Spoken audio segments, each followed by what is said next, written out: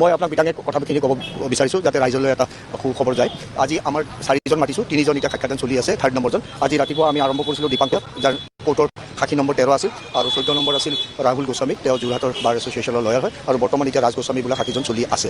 চ' সেইটো কাৰণে এতিয়া ৰাহুল গোস্বামীয়ে যিজন উকিল আছিল তেওঁ যথেষ্টখিনি ভাল সাক্ষী দি গৈছে আৰু চব প্ৰশ্নৰ সঠিক উত্তৰ দিছে। এটা কেছ এটা এষ্টাব্লিছ কৰিব হ'লে প্ৰথমে এজাহাৰকাৰীৰ ভাৰ্চনখিনি সদায় আহি যাব লাগে, কোনো বান্ধা নিয়ম নাই। এইটো আমাৰ প্ৰচিকিউশ্যনটো আমাৰ এটা ষ্ট্ৰেটেজিক মুভমেণ্ট হিচাপে আমি মেপ এখন ড্ৰ কৰি লৈছোঁ যে আমি প্ৰথমে গোটেই এজাহাৰকাৰী যিখিনি লাগে, কাৰণ আচলতে লত একদম স্পষ্ট যে এজাহাৰ সদায় এখনে হয়, that is called first information report, যোনে প্ৰথমে দিছে। ইয়াতে সেই মৰিগাঁও এডভকেটজনে যিহেতু এফআইআৰ এখন দিছিল, সেইখনতে প্ৰথম কেছ ৰেজিষ্টাৰ হৈছে।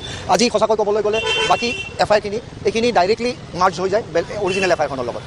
কিন্তু আমি ভাবিছোঁ যিহেতু মানুহবিলাকে এটা আৱেগত কেছ দিছে, যিহেতু মানুহবিলাকৰ কিবা তথ্য আছে, সেইখিনি যদি আহি আদালতত কয় হয়তো আমাৰ প্ৰচুৰ কেছটো সুবিধা হ'ব। সেইকাৰণে আমি কিছু বস্তু আমি প্লেন কৰি প্ৰথমে আমি এজাহাৰকাৰীখিনি সাক্ষীহে সাক্ষ্যদান হিচাপে তেওঁলোকক বিচাৰিছোঁ, আৰু তেওঁলোকে যথেষ্ট ভাল সাক্ষীখিনি দি গৈছে। এতিয়া নেক্সট পৰৱৰ্তী হ'ল যে আমাৰ এখন ৰোড মেপ বনাইছোঁ, চাৰ্ট এখন বনাইছোঁ, তাত কেনেকুৱা কি ধৰণৰ মাতিম। চ' সদায় কেছ তুমি কোনো অকল আইনেৰে জিকা নাযায়, কিছুমান ষ্ট্ৰেটেজিজ থাকে, সেই ষ্ট্ৰেটেজিজত আমি সাক্ষীটো ভাগ কৰি লৈছোঁ। সময় অনুসৰি আমি নিশ্চয় এনআৰআইবিলাককো মাতিম, বাট ৱেন টাইম উইল কাম। এতিয়া বৰ্তমান এফআইআৰৰ এজাহাৰকাৰীবিলাকক আগে মাতি কেছটো আমি এষ্টাব্লিছ কৰি লৈছোঁ, প্ৰিলিমিনেৰীখিনি।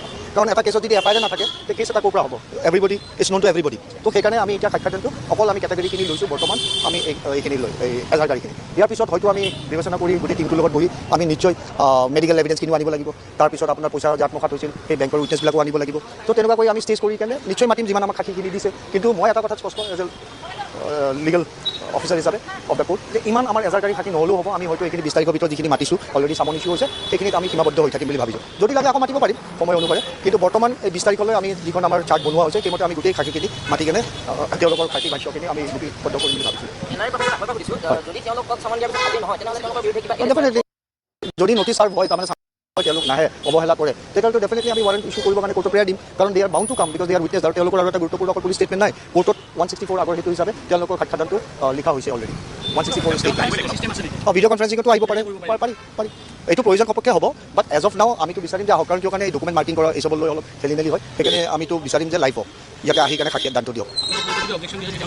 নহয়, তেওঁলোকে যদি প্ৰব্লেম দেখায় জেনুইন হয়, কোৰ্টে ডিচিশ্যন ল'ব, আমাৰ মাতা কাম আমি মাতিবই লাগিব। এতিয়া কোৰ্টে কেনেকুৱা ধৰণৰ এপ্ৰ'চটো লয় সেইটো কোৰ্টেহে নিৰ্ধাৰিত কৰিব, আমাৰ হাতত সেইটো মানে কোনো